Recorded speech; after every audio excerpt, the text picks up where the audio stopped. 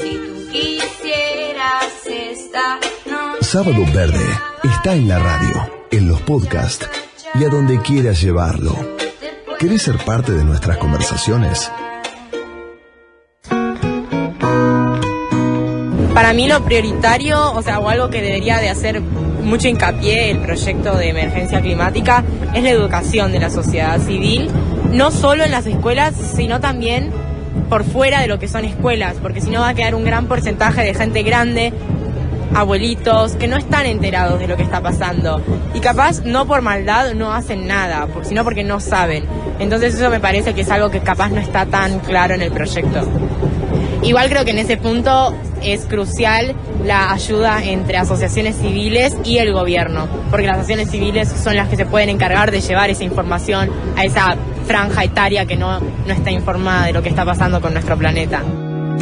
Yo me llamo Macarena, tengo 15 años y vengo a la marcha a manifestarme porque creo que hay algo que está pasando, que lo estamos causando nosotros, que es muy notable y somos nosotros los que tenemos que cambiar para revertir esto y tenemos que concientizarnos, creo yo. El pedido de declaración de la emergencia climática implica también educar a nuestros abuelos. Casi que nos decía ayer en la marcha esta chica de 15 o 16, como había tantos en el Congreso, frente al Congreso. Es mágico esto que se está gestando en el mundo entero. ¿Lo viviste así, Thaís? Nos cruzamos ayer, estuvimos juntos en la marcha con todo el equipo de Sábado Verde y bueno, poco fue la sensación que nos quedó, ¿no? Sí, bueno, buen día para todos, chicos. Buen día, la verdad Thaís. Que sí, fue la segunda vez, ¿no? Que se hizo así una movilización tan grande convocada por Greta en todo el mundo. Y a mí siempre lo que me gusta de cuando voy de ver caras nuevas. De hecho, ayer vi caras nuevas de jóvenes que no estaban en la marcha, ¿no? Anterior. Y algo interesante en esto que recién me causaba gracia, ¿no? Que decía los abuelitos, ¿no? Como hasta con cierta compasión de, bueno, ustedes hicieron las cosas mal, pero ahora nos vamos a ayudar un poco con educación. Pero sí me parece interesante esto que está pasando de adultos acompañando a los jóvenes. Yo ayer vi a muchos chicos de 13 años, por ejemplo, incluso con uniforme del colegio, hasta que salieron del colegio, fueron a la marcha con sus padres. Y me parece que eso es interesante, ¿no? De cómo se va a dar este cambio de jóvenes a adultos. Porque acá me parece que lo importante decir no es que es una guerra, ¿no?, de jóvenes a adultos, sino que son los jóvenes que se están manifestando por algo que los adultos no hicieron, pero los están invitando, ¿no? En esa misma línea, ayer cuando llegamos a la movilización con Dayana, por ejemplo, vemos a una madre con 3 chicos. Los chicos no pasaban, creo que los 9 años. Y era muy loco porque cuando les preguntamos, bueno, pero ¿qué hacen acá? Y dicen, mirá, desde la primera movilización que tenemos ganas de venir, y nosotros somos de Mercedes, tenemos que hacer 100 kilómetros, pero ellos ya no me dejaban no venir, dice la madre, ¿no? Como algo de Claro. el deseo de estos 3 chicos que eran muy chiquitos. Sí, no, increíble, ¿no? Y cómo la terminan movilizando también a la madre. Sí, está la foto, ¿no? En Sábado Verde, en las redes. Exacto. @Sábado Verde, está esa foto de la cual habla Juan, de esa escena deliciosa de ayer, ¿no? Yo creo que acá, en línea con lo que ustedes recién venían conversando también con el otro entrevistado, que va a ser importante también cómo se va a meter la política, ¿no? Así como en España ahora, toda la cuestión ambiental y climática empieza a aparecer para las elecciones. Bueno, yo estoy a la expectativa, ¿no? He visto muchas fotos esta semana, lo conversamos ayer con Sergio, ¿no? De muchos representantes políticos con los jóvenes, y estoy a la expectativa de si eso va a ser simplemente una foto para las redes sociales o si realmente se puede llegar a traducir en algo a futuro, ¿no? Porque de hecho tenemos en pocos meses elecciones y si recuerdo el último debate presidencial que hubo acá hace 4 años, no se habló de temas ambientales, no se habló de temas climáticos. Nos falta contar un poco eso, Thaís, si querés mencionarlo vos, ¿no? ¿Con qué se encontraron los chicos dentro del Congreso? ¿Por quiénes fueron recibidos y qué respuesta tuvieron? Sí, yo puntualmente no estuve, sé por lo que me contó de gente, porque esto fue antes, ¿no? Claro, las 3. De la movilización. Ellos durante la semana, digamos, se han reunido con Cerruti, Sí. con Carlos Villalonga. Sí, estaban los dos ayer. Exacto, ayer estaban ellos dos. Y Y bueno, hay que ver en relación con estos, se presentaron 2 proyectos, uno que busca declarar la emergencia climática y otro que en línea también con declarar la emergencia climática tiene otros puntos que te diría que son un poco los más difíciles que van a llevar, ¿no?, al debate, como por ejemplo establecer metas de hasta cuándo seguir con combustibles fósiles, ¿no? Son cuestiones más difíciles teniendo en cuenta el modelo de producción de Argentina. Pero bueno, lo de declarar la emergencia climática, hay que ver si eso avanza. También me parece interesante decir, ayer salió una nota en La Nación, que justamente las cuestiones ambientales en el Congreso no avanzan últimamente. Entonces, pongamos esas 2 cosas, ¿no?, en la mira ahora, de por un lado los chicos pidiendo algo en el Congreso que los reciben, pero después tenemos un análisis que hizo un periodista respecto de que, bueno, no están avanzando esos temas. Y hay que preguntarse también por qué no avanzan, ¿no?, esos temas, cuáles son los intereses que se ponen en juego. Quería mencionar justamente sobre esto un tuit de ayer del diputado Villalonga. Es muy bueno que la agenda climática cobre un renovado ímpetu, no hay más tiempo. 2020 debe ser el punto de inflexión a escala global. Fue a las 3:30 de la tarde, seguramente después de haber recibido a los chicos.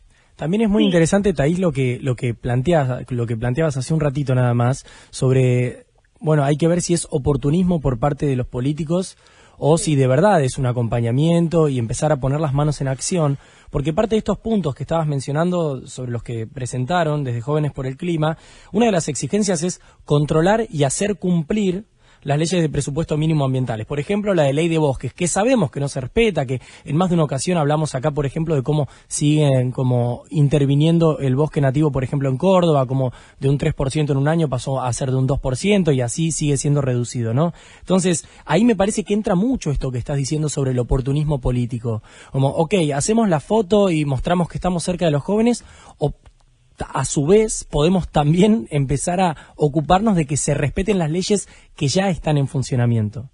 Totalmente, es muy interesante el análisis que haces, porque honestamente, a ver, yo creo que y de hecho apuesto con mi trabajo de justamente generar conciencia de cambiar, ¿no? Si la gente cree algo de que no puede hacer nada por el ambiente o frente al cambio climático, que se dé cuenta que lo haga. O sea, creo que la gente puede cambiar su visión sobre estos temas. Pero como vos decís, uno piensa en cierto oportunismo cuando ve gente que hace muchos años están en política y que no han movido estas estructuras, ¿no?, que es lo que hoy le piden los jóvenes. Y quizás también puede pasar, se sientan movilizados por lo que ven de los jóvenes y digan, bueno, sí, ahora hay un acompañamiento social, también puede ser. Pero bueno, déjame desconfiar un poco y estar atenta a lo que pasa. Así como hace unas semanas hablábamos de lo de la declaración, ¿no?, de la emergencia climática, y que yo les decía, bueno, ¿qué significa realmente? ¿Cómo va a impactar en la política? Acá me parece que lo importante es que esto no quede en discursos, en posteos en las redes sociales, sino realmente cómo después se va a repercutir en prácticas, ¿no? Ayer se hablaba en el escenario y en los carteles, uno lo veía todo el tiempo, esto de cambiar el sistema. Bueno, para cambiar el sistema son necesarias modificaciones en políticas profundas y, como vos bien dijiste, en respetar incluso leyes que ya están y que sabemos que no se respetan todavía. Claro, es que a su vez, es sumamente celebrable lo que pasó ayer, es para celebrarlo y está buenísimo haberse metido dentro del Congreso. Eso es algo que, es como innegable e indiscutible. Simplemente ahora es este acompañamiento o esta forma de vincularse con el Congreso y de que empiecen a adoptar políticas de ya no comernos el buzón, porque no hay tiempo para comerse un buzón, no hay tiempo para cortinas de humo, porque el ventilador no las va a soplar para 2030, sino. Entonces un poco me parece que es exigir, pero exigir ya desde otro lugar, que tiene que ver con esta calidad de información que ya tienen todos los jóvenes, que me parece que va por ahí, también de saber y conocer los viejos trucos de la política, y me parece que es un poco ir sorteando eso también. Sí. Y conocer no solo digamos los viejos trucos de la política, ¿no?, pero sino también de lo que implican estos cambios a nivel de la resistencia, sobre todo de la industria. Y les voy a poner un ejemplo que pasó en la semana, ¿no?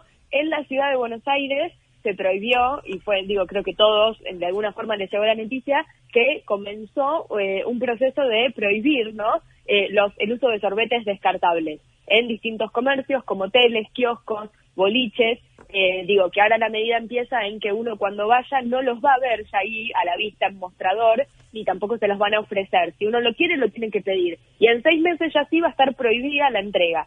Y he escuchado, y me ha llegado información, y sé que a Sergio y a ustedes también, de cierto sector de la industria del plástico, que con los argumentos que daban respecto de por qué estaba mal prohibir, y uno dice, wow, ayer veía carteles de los chicos hablando de que no, que el plástico está mal, que el plástico dura, y por otro lado tenemos una industria que se resiste a estas medidas que desde la política, desde lo legislativo se establecen. Entonces digo, es un mínimo ejemplo de lo difícil que es implementar después estas cosas en los cambios, ¿no? Porque si ya tenés a la industria que no puede ver que no se tiene que dedicar a hacer plásticos descartables, sino a hacer envases de plástico reutilizable para reemplazar eso descartable, es muy difícil realmente. ¿Es una medida simbólica la de dejar de usar las pajitas o realmente es efectiva y potente? ¿Qué pensás, Thaís? Yo creo que es un primer paso. De hecho, lo que me interesó más de cuando leí, ¿no? Lo que se aprobó en el boletín oficial es que la idea es que esto sirva de prueba para después extenderlo a otros plásticos descartables como bandejas alimenticias, como vasos, cubiertos descartables. Entonces eso me dio como cierta esperanza de que esto se puede expandir. Muchos decían, bueno, el sorbete sirve, no sirve. En ese sentido es como siempre está el miedo, ¿no? De, bueno, vamos por todo o empezamos de a poco. Me parece que es lo correcto. Ya desde el año pasado, desde Naciones Unidas, está este movimiento, simplemente porque el plástico, digamos, porque estos elementos, ¿no?, de plástico de un solo uso se pueden reemplazar por algo que sea reutilizable y que no dañe al ambiente. Claro. Y sí, lo que me parece importante de evaluar es que, porque sí hay personas que necesitan tomar una bebida con sorbete por una condición o por una discapacidad, y ahí se le tiene que brindar alguna versión reutilizable de acero inoxidable, de bambú, ¿no? No hay que dejar de lado eso, porque sé que se hablaba mucho del tema de la salud y demás como defensa. Pero honestamente ahí estamos hablando de, digamos, de un impacto que en los jóvenes, por lo menos, ayer hasta me causaba gracia había algunos puestos de comida vegana y que decían, acá no te damos plástico. O sea, ellos lo tienen internalizado, y después escuchar a gente adulta del sector de la industria en contra es un poco loco, ¿no?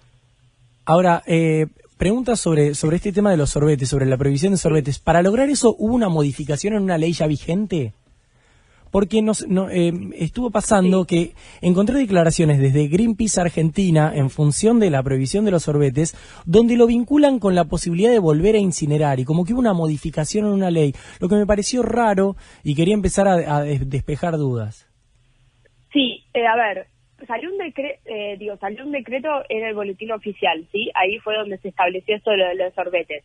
La crítica de Greenpeace, que si bien ellos dicen como, ok, está buenísimo, viene por el lado de cumplir con la ley de basura cero, ¿no? Bien. Que sabemos que los plazos no se están cumpliendo. Y siempre con esto del temor que hubo, ¿no?, en su momento, de lo de, digamos, del proyecto que había por parte desde el gobierno de pasar a poner incineradoras, ¿no? Que ahí cuál era el gran temor con las incineradoras, y lo que yo había hablado en su momento con las organizaciones que ellos pidieron como excepción y no se adjuntó a lo que era el proyecto, era esto de que no vayan reciclables a incinerar, porque ahí sí se vería perjudicado el trabajo de las cooperativas, y porque no tiene sentido quemar algo que en realidad lo podés volver a poner en el circuito, ¿no? A través de lo que es la economía circular, claro, y a través del reciclaje. En principio podríamos pensar entonces que puede ser como una especie de fantasma que quedó sobre el miedo a que se pueda volver a poner en funcionamiento, porque como vos habías dicho, en su momento se aprobó la ley, después la justicia suspende esta aplicación,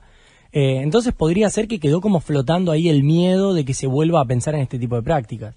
Sí, y que quizás un poco en línea con la pregunta que recién Sergio me decía, ¿no?, de si como es suficiente, si es válido, ¿no?, esta prohibición, quizás porque justamente por este tiempo de emergencia climática y ambiental que estamos viviendo, uno se pregunta, ¿por qué prohibimos todos los sorbetes? ¿Por qué ya no prohibimos todos los descartables, no?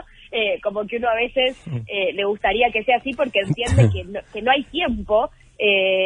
Pero bueno, justamente cuando uno ve la resistencia de la industria del plástico, uno entiende también por qué desde la política las medidas quizás a veces son más lentas. Tu inquietud es un muy buen final, Thaís. Muchas gracias. Bueno, chicos, muchas gracias y buen fin de para todos. Un gran fin de semana. Thaís Gadea Lara, la de Conexión Coral, la de redacción, la del Canal de la Ciudad, Thaís de la Radio, la podés encontrar en sus redes sociales.